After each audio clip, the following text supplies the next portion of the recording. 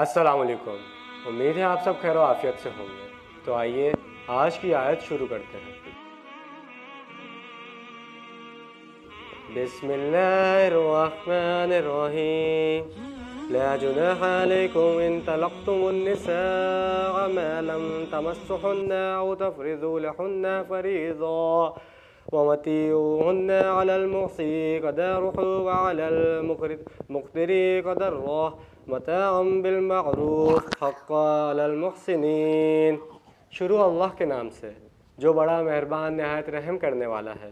تم پر کوئی گناہ نہیں ہے اگر تم ایسی بیویوں کو طلاق دے دو جن کو نہ تو تم نے ابھی چھوا ہو اور نہ ان کے لیے مہر مقرر کیا ہو، اور ان کو کچھ خرچ دو صاحب حیثیت پر اپنی حیثیت کے مطابق ضروری ہے، اور تنگ دست پر اپنی حیثیت کے مطابق جو خرچ کا قاعدے کے موافق ہے، یہ حق ہے محسنین پر۔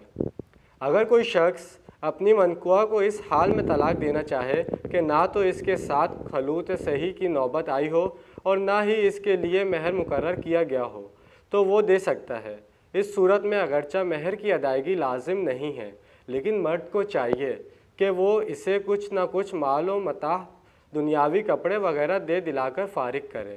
جو وصیت والا ہے، غنی ہے، جس کو کشائش حاصل ہے، وہ اپنی حیثیت کے مطابق ادا کرے، اور جو تنگ دست ہے وہ اپنی حیثیت کے مطابق یہ ساز و سامان دنیا جو ہے یہ بھی بھلے انداز میں دیا جائے۔ ایسا نہ ہو کہ جیسے خیرات دی جا رہی ہے، نیکی کرنے والا بھلے لوگ یہ سمجھ لیں کہ یہ ان پر اللہ تعالیٰ کی طرف سے ایک عائد کردہ ایک ذمہ داری ہے۔ تو جیسے کہ آج ہم نے ایک آیت کا ترجمہ اور تفصیل بیان کی، اس کے اندر بتایا گیا ہے کہ اگر آپ ایسی عورتوں کو طلاق دینا چاہتے ہو جن کے ساتھ صرف اور صرف آپ کا نکاح ہوا ہے، نہ ابھی رخصتی ہوئی ہے، نہ ہی کوئی اور عمل ہوا ہے آپ کے درمیان میں، تو آپ طلاق دے سکتے ہو۔ اگر آپ کے بیچ کوئی مسئلہ پیش آ گیا، کوئی بھی مصیبت آ گئی ہے، تو اس میں آپ کے لیے کوئی گناہ نہیں ہے، اور جو بھی حق مہر وغیرہ ہے وہ بھی آپ پر فرض نہیں ہے دینا، لیکن پھر بھی ایک مرد ہونے کی حیثیت سے آپ کی جتنی حیثیت ہے آپ اس کے مطابق جتنا چاہیں دے سکتے ہیں، لیکن اس طرح مت دیجئے کہ وہ خیرات لگے۔ خیرات کی طرح نہیں دینا ہے، کیونکہ ہر کسی انسان کی ایک خواہش ہوتی ہے۔